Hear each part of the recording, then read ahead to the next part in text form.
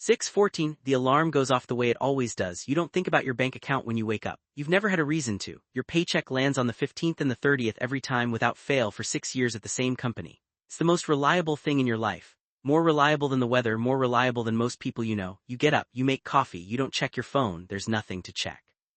7:52 a.m. You're at your desk. An email arrives from payroll with the subject line temporary processing delay. You skim it. Third-party vendor issue, deposits delayed 24 to 48 hours, resolved shortly. You don't finish the email. You've read 100 emails like this. None of them ever mattered.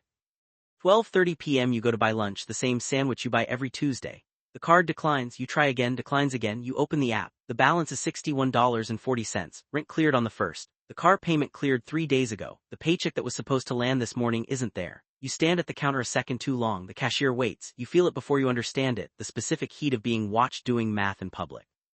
1:15 p.m. You call payroll. Hold music. A recorded voice says your call is important. You've heard that sentence before from other institutions in other crises that weren't yours. It means nothing and you know it means nothing and you listen to it anyway because there's no other option in front of you.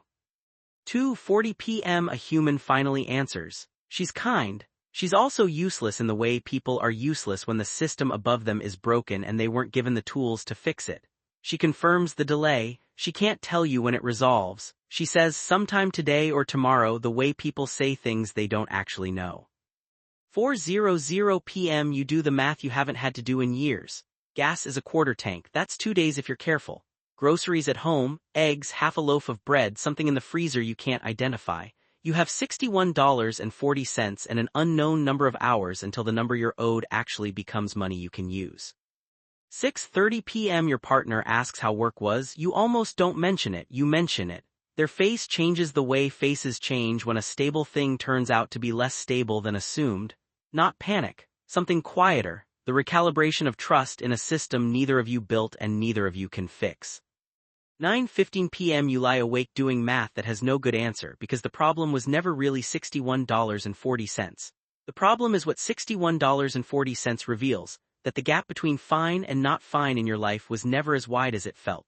One delayed deposit and the floor you've been standing on for 6 years turns out to be a single day thick. 7:40 a.m. Day 2. You check the app before your eyes are fully open. Nothing, you go to work anyway. Everyone at your desk is having a normal day. You are having the quietest crisis of your year and it is completely invisible to every person around you. This is the part nobody talks about. Financial stress at this level doesn't look like anything from the outside. It just looks like a person doing their job. 11:20, your card declines again, this time for gas. You put in $8 cash instead, counted out from a jar you didn't know you still had. You do the math on the drive home. $8 of gas gets you to work and back for 3 more days if nothing else goes wrong. You start praying quietly that nothing else goes wrong. You never used to have to think in these terms. You are thinking in these terms now. 2:00 p.m. The deposit hits. No warning, no notification, just there, the full amount, present the way it's always been present on the 15th and the 30th for 6 years. You stare at the number the way you stared at the empty one. Relief arrives, but not the kind that erases what came before it. 6:00 p.m. You buy groceries. Real groceries this time, not the theoretical eggs and the mystery freezer item.